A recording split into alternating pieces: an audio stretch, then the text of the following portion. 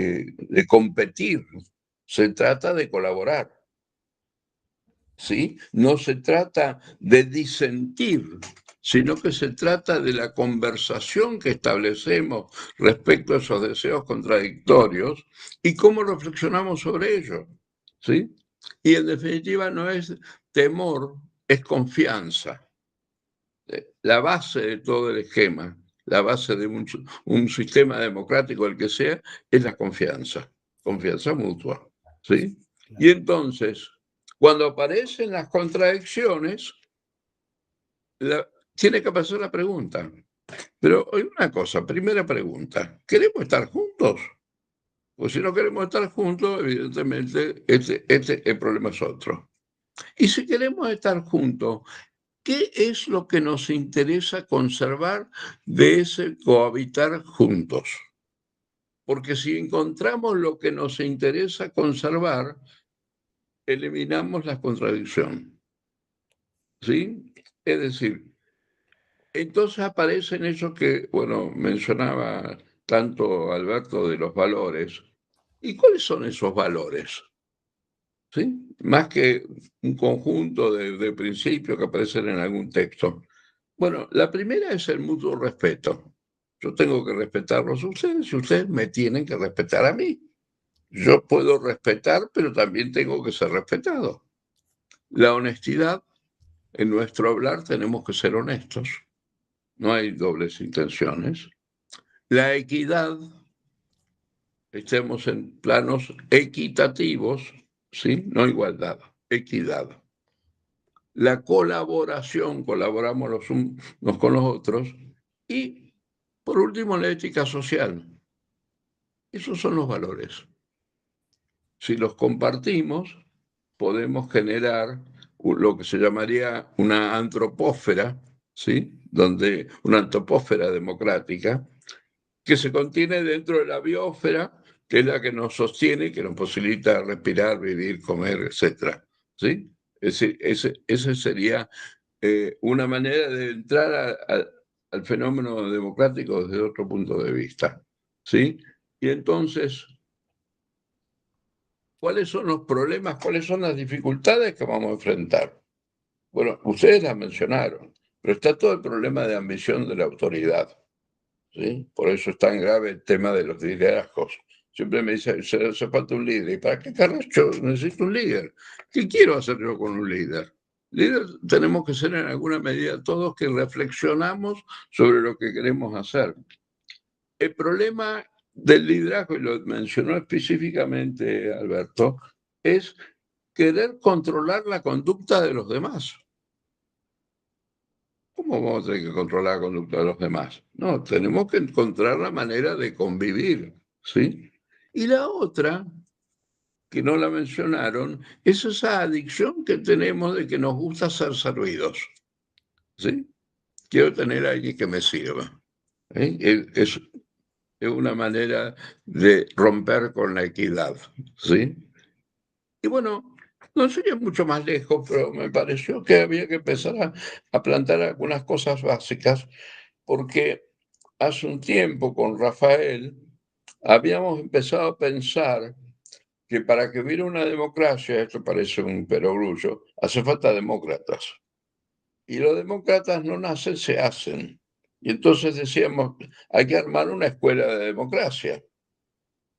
Bien. Y estuvimos ahí escribiendo algunas cosas y dándole vueltas.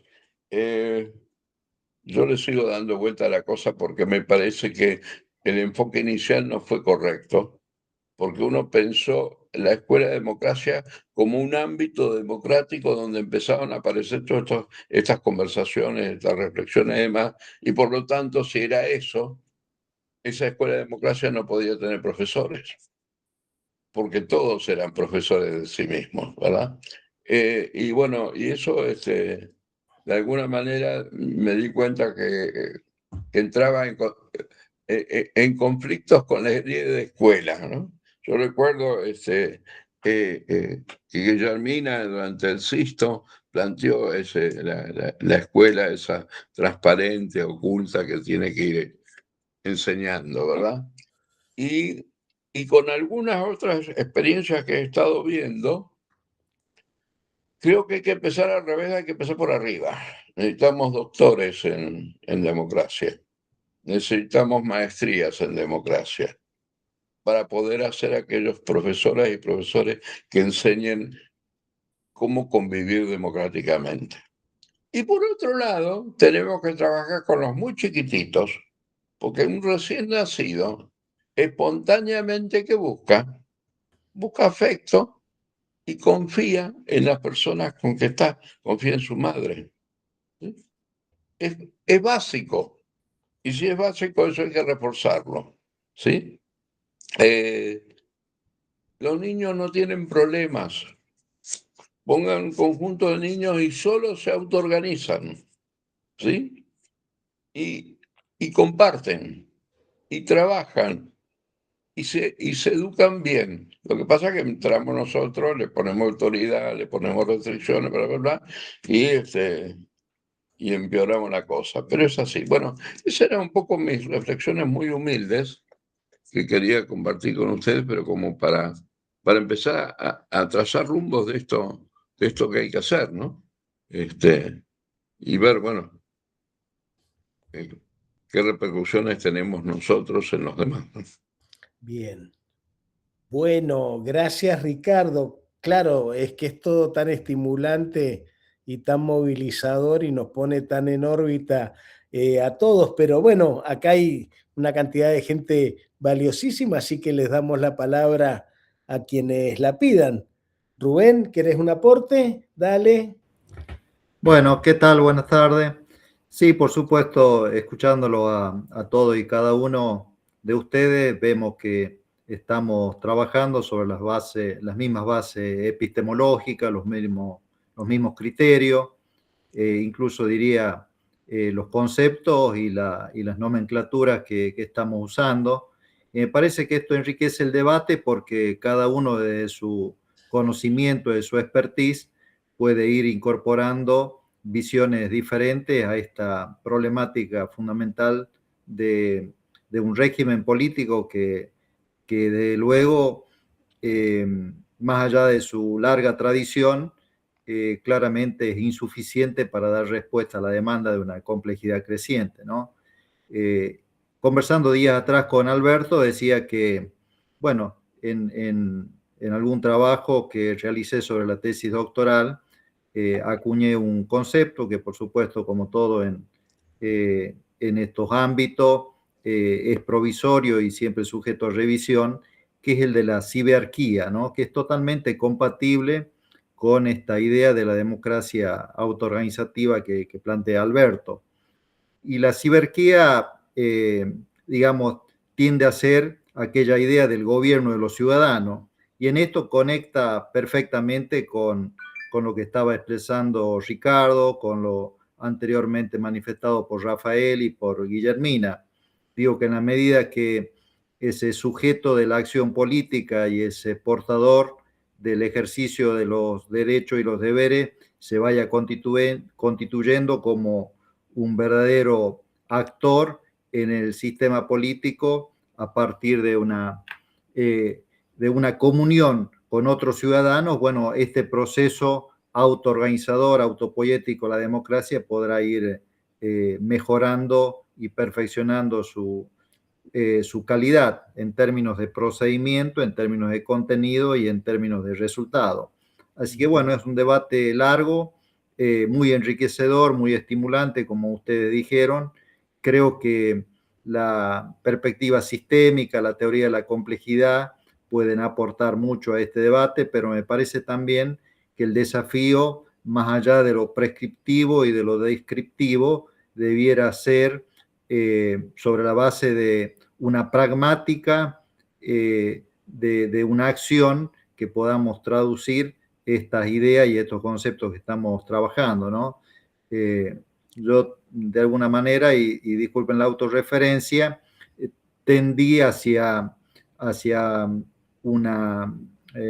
el estudio, hacia el análisis de ese eslabón clave de la comunicación y el poder, que en este caso es una comunicación interactiva vinculado al poder ciudadano en el ámbito de esta democracia digital, de esta gobernanza, como bien planteaba Guillermina, que es lo que actualmente está bajo estudio y análisis crítico. Así que bueno, desde luego incorporarme con mucho gusto a este equipo de trabajo, aportar lo que pueda desde el punto de vista de lo intelectivo, de lo cognitivo, de lo emocional, que muy bien referenció Ricardo, porque creo que muchas de las cosas pasan precisamente por ese costado, y de luego en una perspectiva más amplia, que es lo que siempre nos habla Rafael, de lo sistémico como el continente y como una visión holística de los procesos. Así que bueno, simplemente eso, y seguramente profundizaremos en próximas charlas algunos de los tópicos específicos que se vayan tocando. Sí, desde ya que yo voy sugiriendo que en una próxima charla podamos tener acceso precisamente a las indagaciones de Rubén sobre conocimiento, información, cognición en activismo y sociedad digital, porque todos podemos contribuir a enriquecerla, pero siempre me parece, porque todavía no tenemos ni siquiera coordinador del grupo, apenas esta es la primera proto reunión.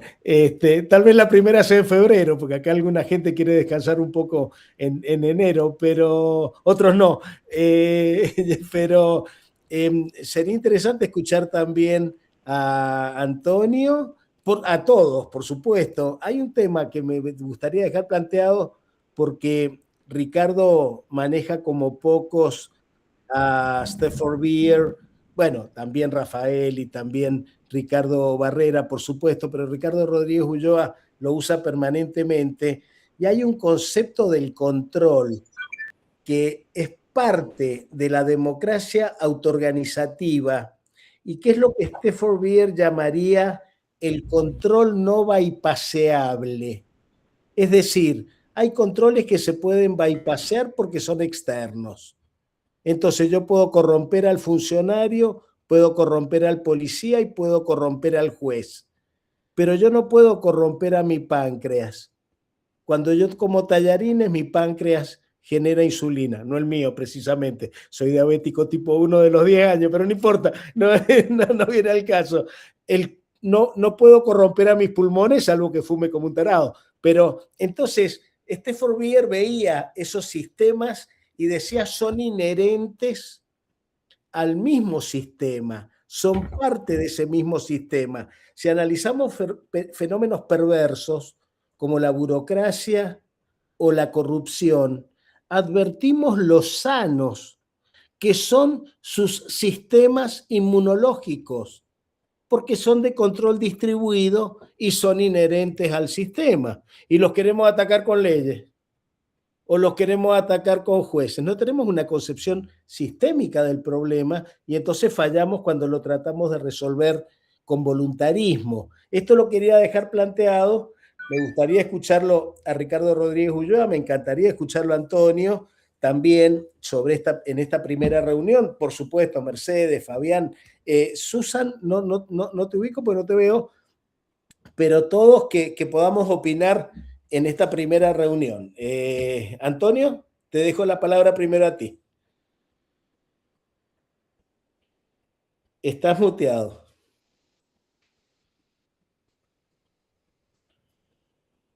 ¿Estás muteado, Antonio? Sí. Ahí está. Ahora me he desmuteado. Todo esto es muy interesante. Yo creo que hay dos temas en los cuales yo podría ayudar a algo. Uno son los criterios de cientificidad, de los cuales hoy no hemos hablado mucho.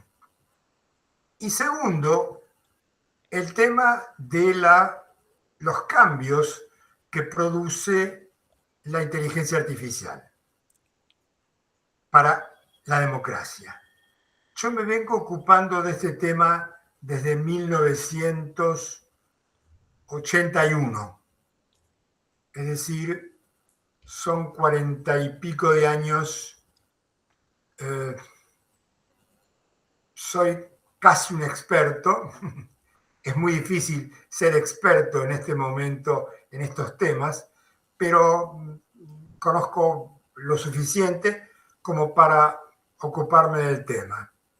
Y me interesa porque lo estoy haciendo desde otro ángulo.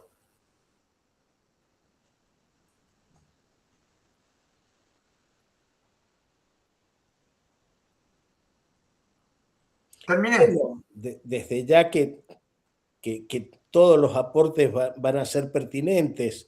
La cuestión de la cientificidad, te diría que era la que motivó la convocatoria a esta reunión, porque implica asumir algunos supuestos previos.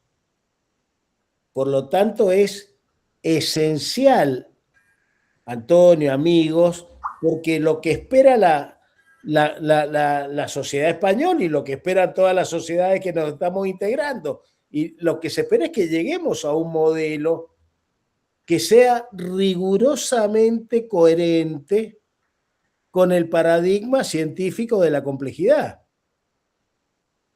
Y no tengamos que llamar a los bomberos, a la policía o al ejército.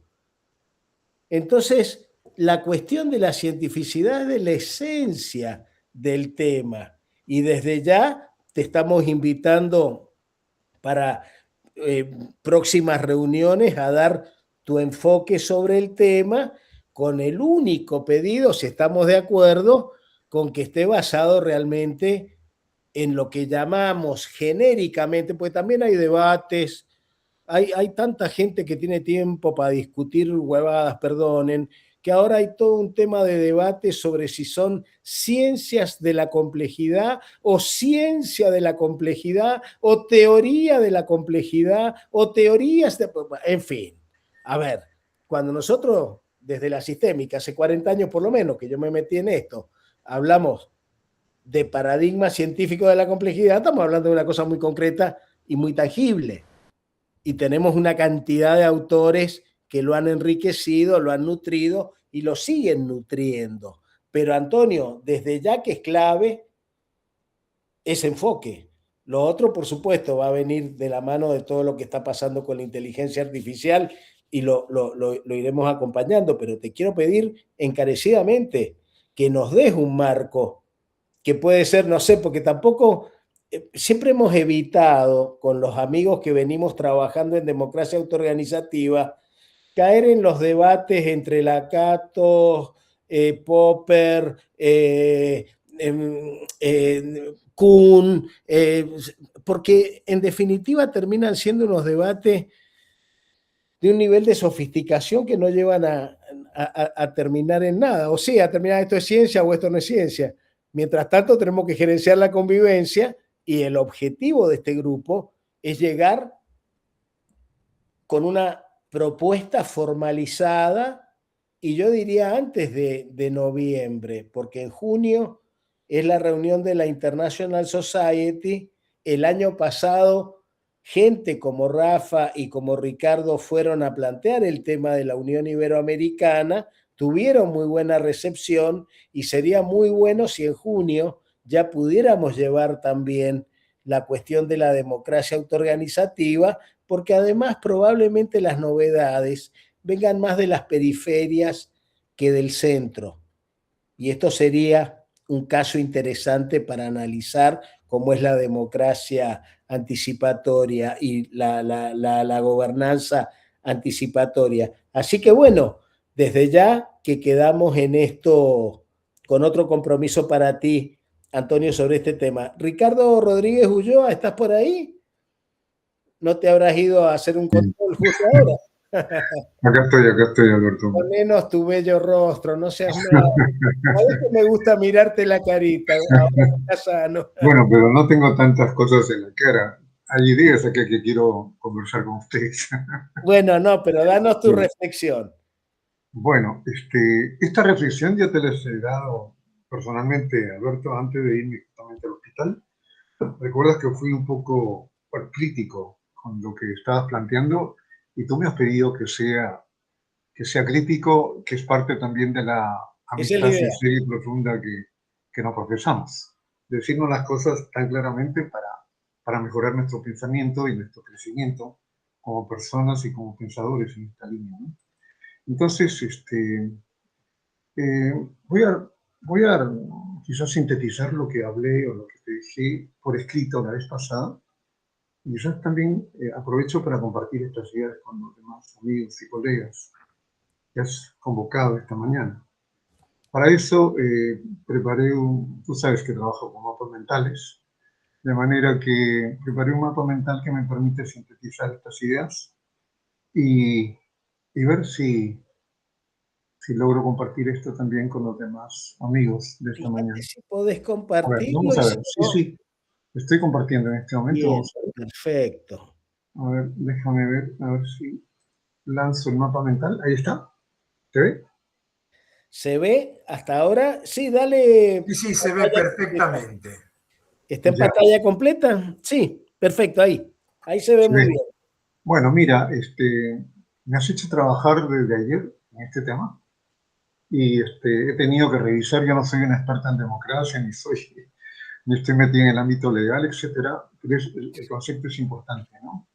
Y entonces, y es muy vigente en estos tiempos que estamos viviendo en el mundo.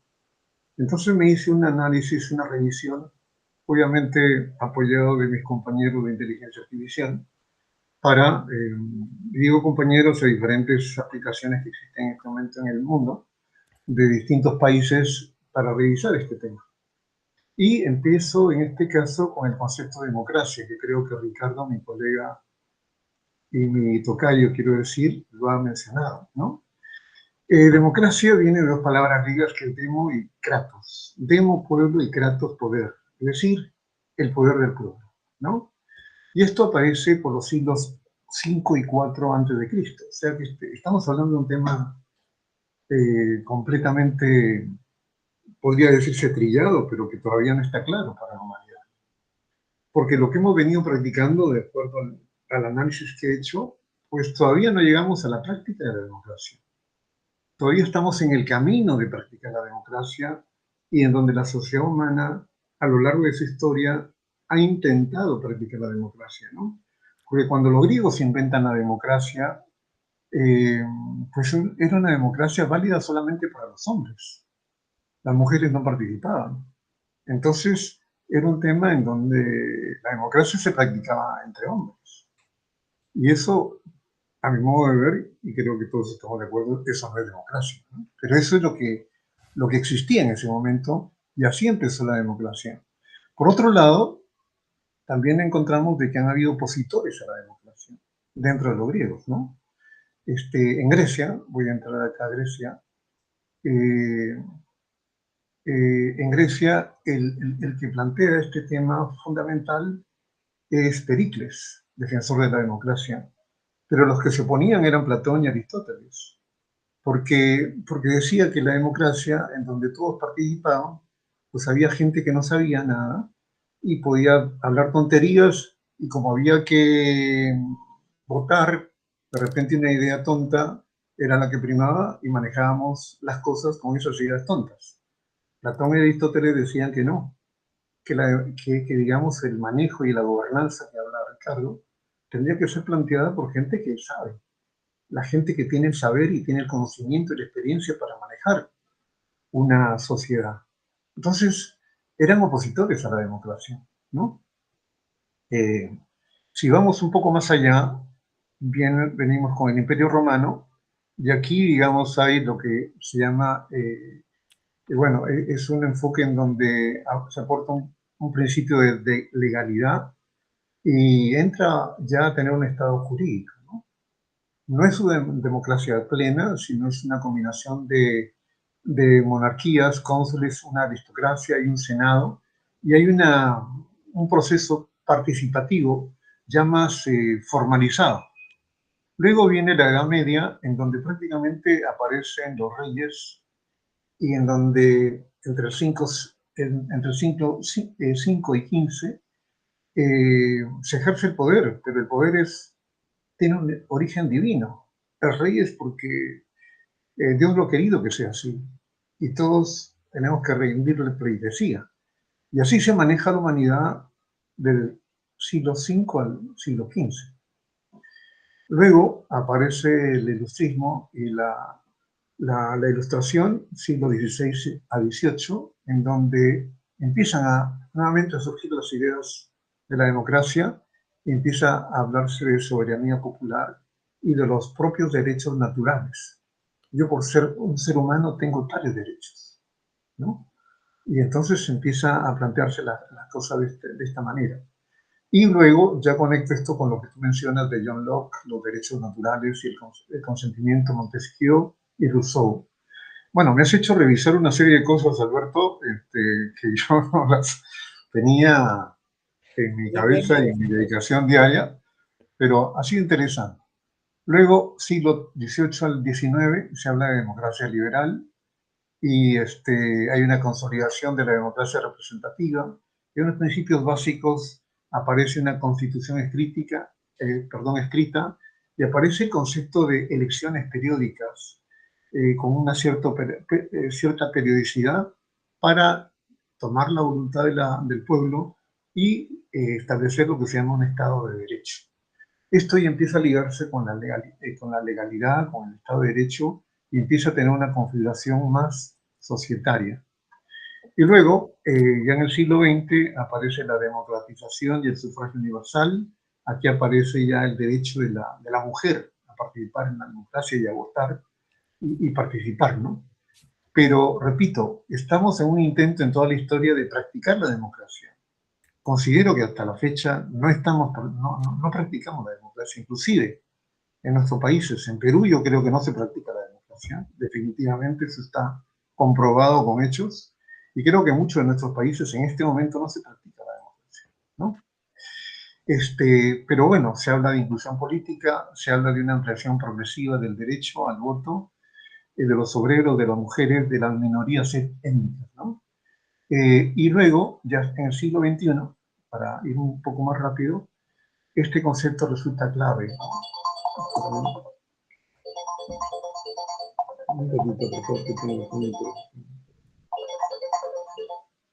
No es mi teléfono.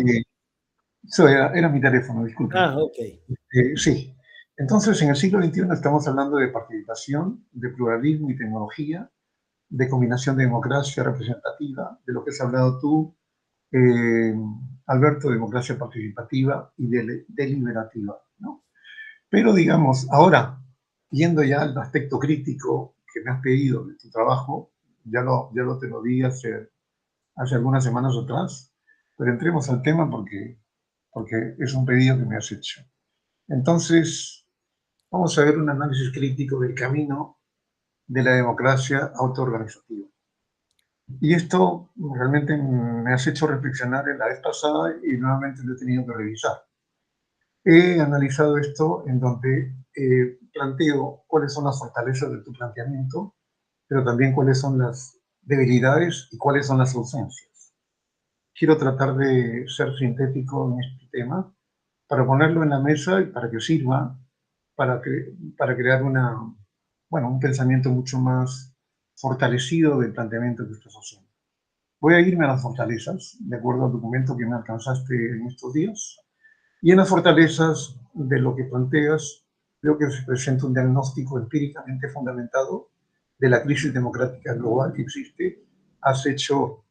Le has consultado diversas entidades como el Índice de la Democracia, el Latino Barómetro, el BDM, y eso justifica mucho de lo que dices.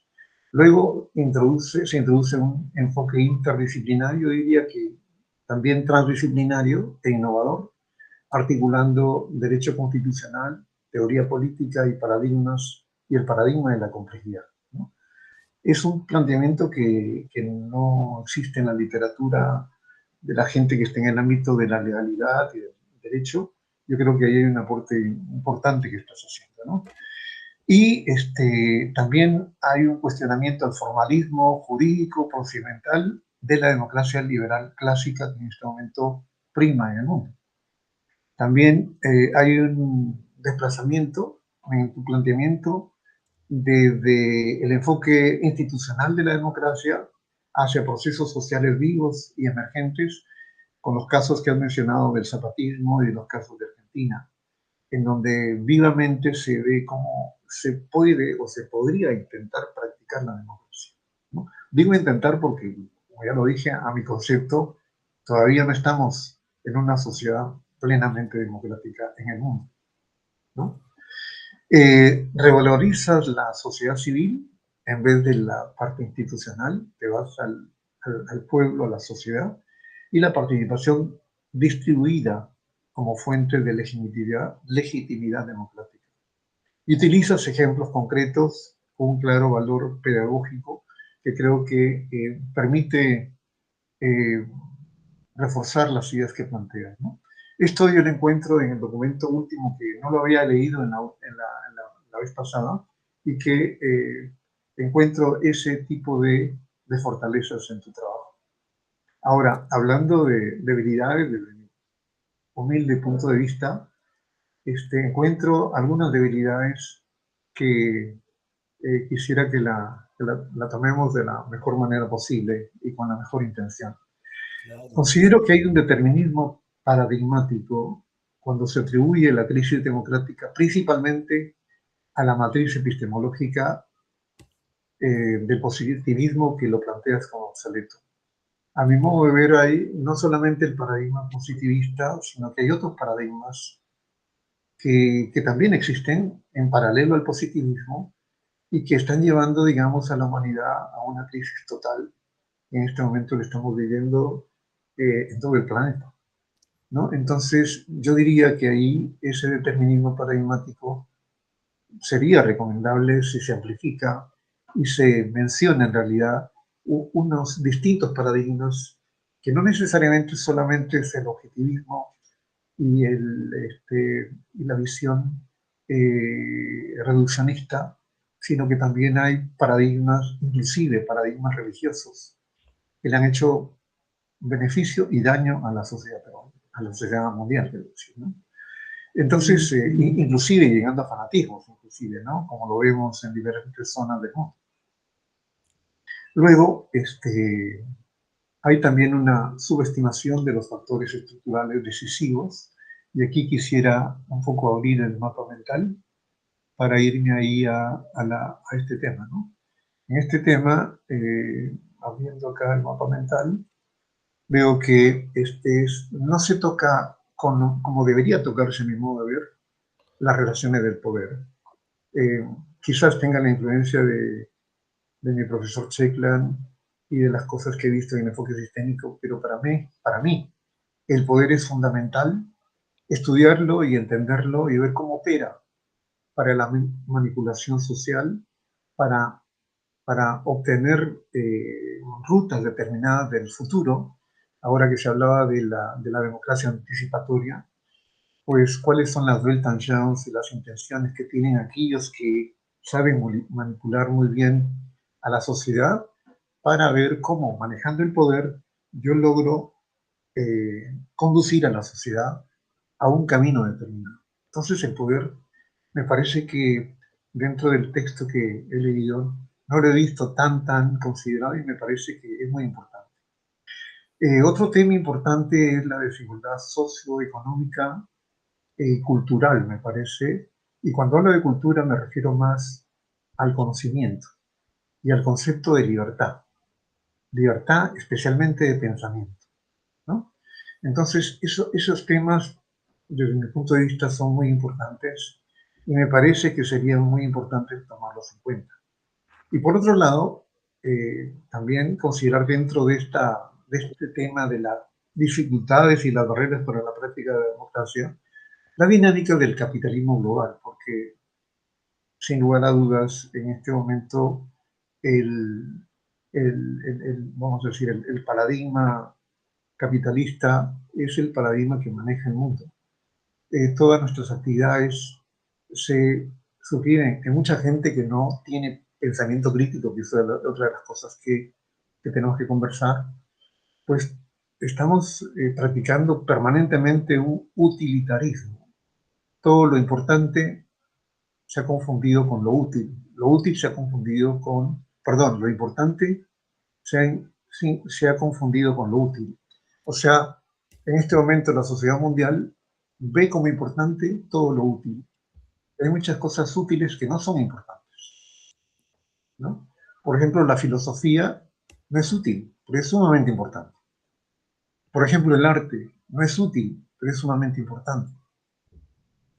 En fin, hay una serie de cosas que creo que debemos tomar en cuenta, ¿no?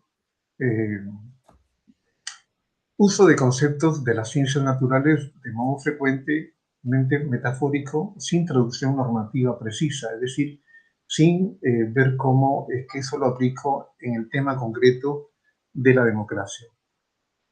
Por otro lado, también aprecio una atenuación del conflicto político que vivimos en el mundo, temas políticos, inclusive bélicos que estamos viviendo en el mundo, y que tienen que ver con una crisis muy profunda que tenemos en la sociedad mundial, que va más allá de un enfoque racional, sino también, y lo han hablado ustedes cuando mencionan a Humberto Maturana, considerando que el ser humano no es un ser racional, sino es un ser básicamente emocional, ¿no? Entonces, esos temas creo que me parece importante considerar. También percibo falta de criterios claros sobre límites, controles y legitimidad autoorganizativa, que creo que es lo que mencionaste en algún momento cuando me preguntaste la forma como Stafford maneja el concepto de control o el autocontrol y los temas de autopoiesis, que serían esquemas de autocontrol en los sistemas vivos, ¿no? Que es básicamente como estamos diseñados.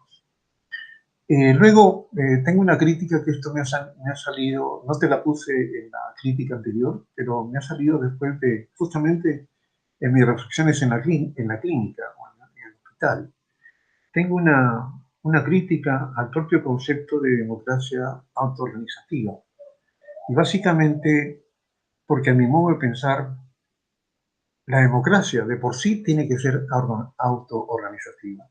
Es decir, el adjetivo autoorganizativa introduce un rasgo distintivo como una propiedad constitutiva de la democracia, ¿no?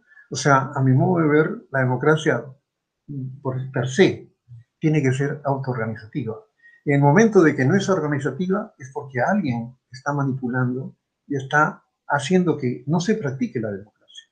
Perfecto. De manera que por eso decía que hasta el momento en la humanidad no practicamos la democracia. Porque la democracia, y lo ha dicho Ricardo, mi tocayo, cuando se juntan los niños, ahí hay democracia. ¿Por qué hay democracia? Porque no hay poder. No se practica el poder. O el poder está diluido. Pero, y eso implica una autoorganización. Y los niños saben cómo autoorganizarse. Pero cuando ya estamos mayores, alguien quiere dominar. Y ese dominio puede ser el dominio por la fuerza, o el dominio por el conocimiento, o el dominio por el uso de la tecnología, el dominio de la persuasión, etc., ¿no? Entonces, el concepto de autoorganizativo, si fuera una democracia plena, ya está metido dentro del concepto de democracia, ¿no? Otro tema importante que observo es, a ver si me permiten abrir acá, desde una concepción sustantiva, la democracia implica necesariamente, o sea, practicar la democracia implica autogobierno, autonomía colectiva y autoorganización social.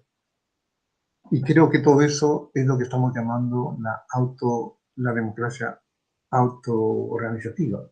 Pero democráticamente, o sea, la práctica de democracia implica definitivamente de por sí, ya está metido, embebida, digamos, dentro del concepto de democracia, el autogobierno, la autonomía colectiva y la autoorganización social. Si eso no se practica, ya no estamos, a mi modo de ver, ya no estamos hablando de democracia. Impecable. Es otra cosa, pero eso no es democracia, ¿no? Bien. Voy terminando para no agotarnos.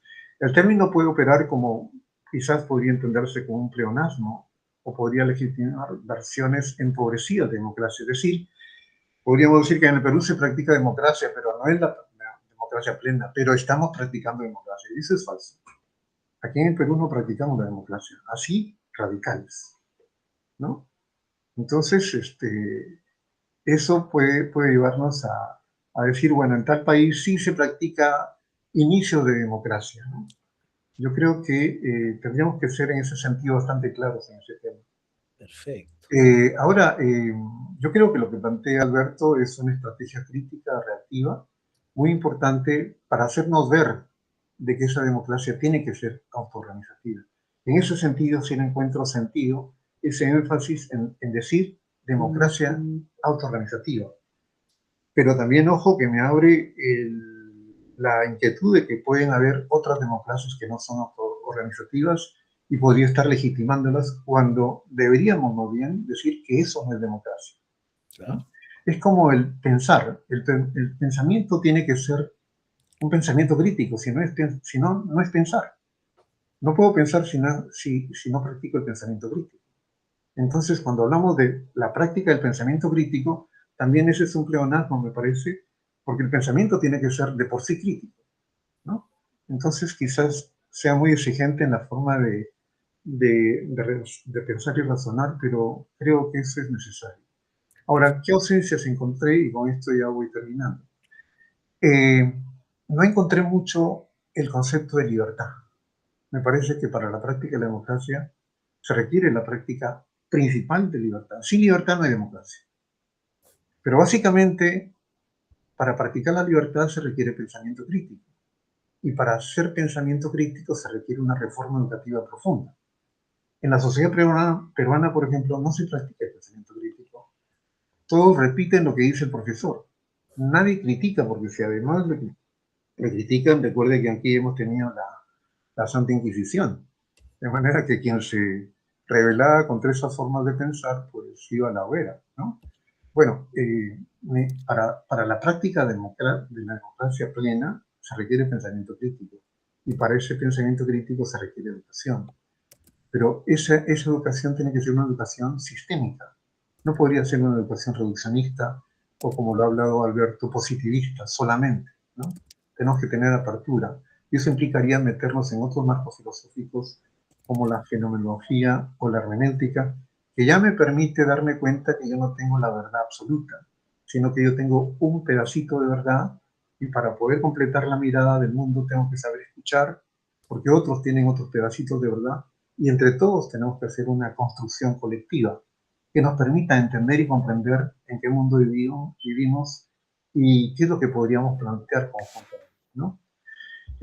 Otro aspecto que noto una ausencia es la falta de una dimensión ecológica y que todavía el concepto de democracia, como se está hablando, es un enfoque antropocéntrico, es decir, estamos buscando el bienestar del ser humano. Pero en el siglo XXI, y como estamos ahora viviendo, sabemos de que si no existe la flora y fauna, pues nosotros como seres humanos no existiríamos. Tal Y cual. ya, como ustedes saben, hay toda una legislación en donde, por ejemplo, si alguna persona mata a un perro en el Perú, tiene 5 años de prisión efectiva en la cárcel. Es decir, el tema de considerar al otro, pero no solamente al otro como seres humanos, sino al otro, ser vivo de la flora, de la fauna, me parece que en el siglo XXI va a ser una necesidad. Y la pregunta que surge entonces es, ¿cómo practicamos una democracia que considere la ecología? Es decir, que tome a los otros seres vivos como parte de la práctica de la democracia. Que no sea antropocéntrica solamente, sino que salga del límite del ser humano y que nos integremos a las demás especies vivas que tenemos en el planeta. Ese es un tema que noto como una ausencia en el planteamiento. El siguiente tema que tomo también como ausencia y que está en los 5 tsunamis es la importancia de la tecnología, y concretamente de la tecnología digital. ¿Por qué? Porque sin la tecnología y sin la democracia digital sería imposible practicar la democracia en un mundo tan cambiante y en donde necesito tomar decisiones colectivas en tiempo real. Sin el voto democrático digital sería imposible consultar al Perú o a un distrito o a una ciudad para decir qué hacemos o no hacemos en una situación determinada. En ese sentido, la tecnología debe jugar un rol muy importante para la práctica de la democracia. Y finalmente, creo que un aspecto que también me parece que tiene que tomarse en cuenta es la importancia, como lo dije al comienzo, del poder. El poder está metido en la forma de ser del ser humano. El ser humano tiene ansias de poder permanente, ¿no? Y lo hemos visto en la historia. Hitler, Mussolini, Stalin, Mao, seguimos manejando el mundo basándonos en el poder. Hay estudios sobre este tema, Michel Foucault, Karl Marx, ¿no? Son temas o son autores que podrían ser la base para profundizar este tema, porque repito, para poder hacer y practicar la democracia se requiere que esa democracia sea autoorganizativa, como tiene que ser, porque el concepto de democracia ya viene embebido el tema de autoorganización, pero para poder autoorganizarnos, el poder tiene que estar diluido. Y eso es lo difícil, ha sido siempre difícil y creo que ahora es mucho más difícil que antes, ¿no? Esa es mi reflexión, querido Alberto, y espero que bueno, los temas que he conversado sean útiles para la conversación. Muchas gracias. Definitivamente, Ricardo, tengo que brindarle un cariñoso saludo a tu vesícula. Está permitido reflexionar. Desde ya me parece un análisis impecable. Coincido en una parte significativa de los temas. No los podemos desarrollar ahora porque queremos respetar el tiempo y estamos ya ligeramente pasados y no quiero que se corte el Meet sin que nos despidamos. Vamos a hacer ahora vamos a agregarlos en todo caso al grupo, o veremos con Rafael si armamos otro grupo de WhatsApp con el espacio Democracia Autoorganizativa, pero quiero aclarar una sola cosa o dos. Sobre el poder tengo mucho escrito en otros textos, por eso que simplemente lo he referenciado ahí, porque no me... Pero además, cuando analizamos la democracia como sistema vivo, tenemos que reconocer paradigmáticamente que opera con las reglas de lo que, por ejemplo, Capra denomina los sistemas vivos: patrón de red, replicación fractal, autopoiesis, estructura disipativa. Entonces, la cuestión paradigmática se juega precisamente en encontrar modelos de gestión de la convivencia donde el poder no es transferido, sino que es ejercido autoorganizativamente. Tal vez democracia autoorganizativa me pareció la más característica de las cualidades de los sistemas vivos, pero queda todo para el análisis y te quiero decir que estoy emocionado y agradecido porque realmente ha sido una maravilla. Hay muchas otras cosas. Yo no estoy de acuerdo con separar las ciencias sociales de las ciencias naturales.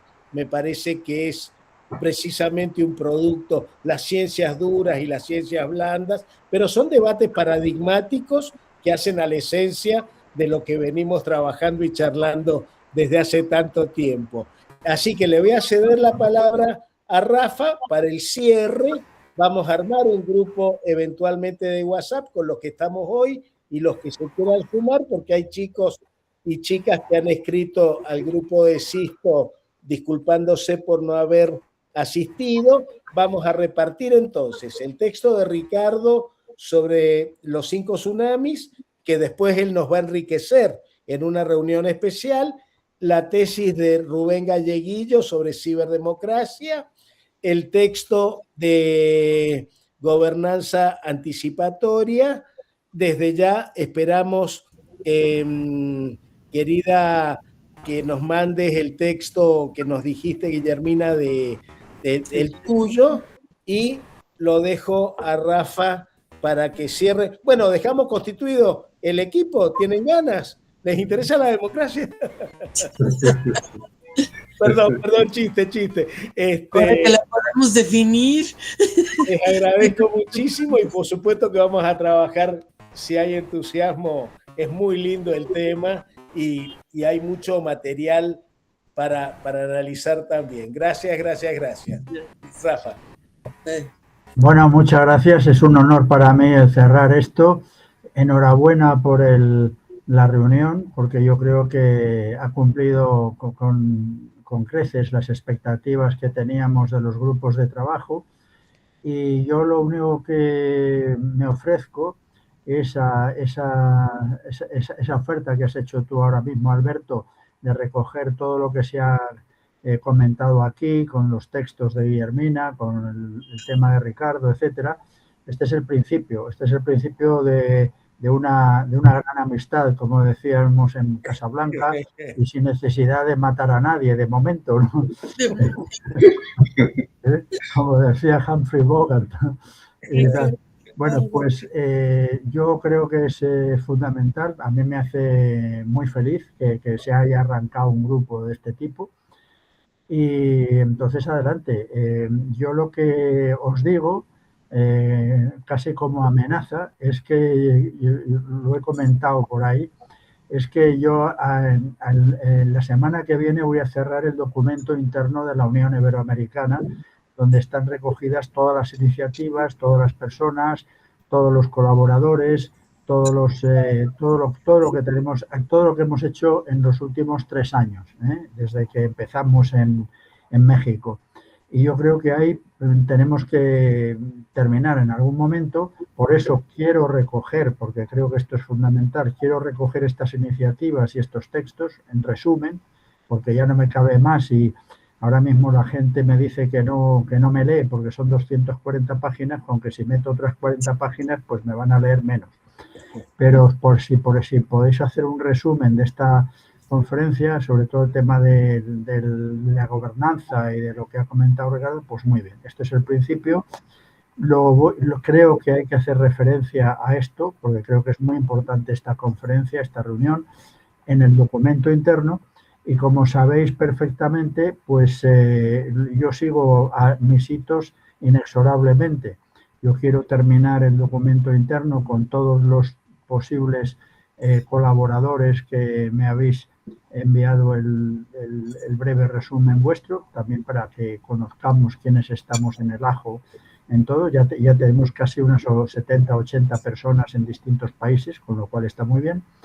Y entonces yo, pues a finales de año voy a cerrar el documento y luego vamos a empezar el documento de hacer un libro blanco de la Unión Iberoamericana y vamos a empezar a trabajar sobre el 8º CISTO, porque hay y luego un manifiesto, como sabéis, luego un consejo asesor, porque lo que queremos es precisamente lo que estáis diciendo.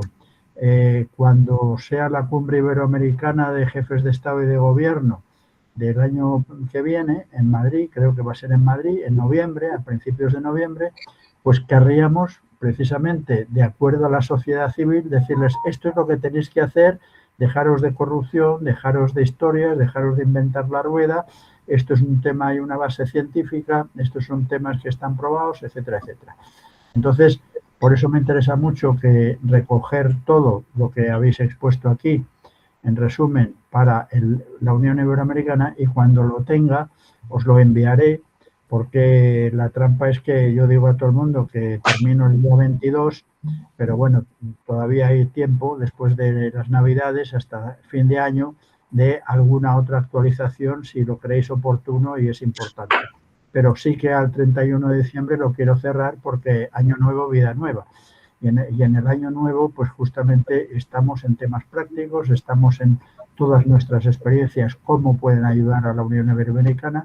Y bueno, y estamos en en un proyecto que, como algunos sabéis, pues en México fue una locura que entre unos cuantos, y ahora pues yo veo la luz del túnel, yo veo concretamente el tema. Y justamente los políticos, si hay algún honrado, que no lo sé, pero igual hay algún honrado, pues ve esto para ponerse las medallas y para llevarlo adelante, porque esto es un tema político de enorme trascendencia. Y además esto, pues todo el mundo está ayudando a ello, ¿no? Está ayudando Trump, están ayudando los chinos, están ayudando las guerras, están ayudando tal, y entonces, bueno, pues tenemos que, yo siempre lo digo, tenemos que espabilar, y si no somos capaces de, a partir de todos nuestros conocimientos, a partir de todo nuestro entusiasmo, a partir de la sistémica, etcétera, si no somos capaces de hacer algo en el mundo, pues tendremos todas las posibilidades de ser intrascendentes en el mundo, ¿no? Así que bueno, pues eso yo creo que enhorabuena otra vez, yo estoy entusiasmado y veo que ha sido una reunión enormemente productiva y justamente es lo que esperábamos. Así que, por supuesto, adelante y enviarme todo esto para que lo integre en el documento en el último minuto, ¿eh? Te mandamos todo lo que salió de la reunión, aunque no lo vas a poder procesar, pero no importa.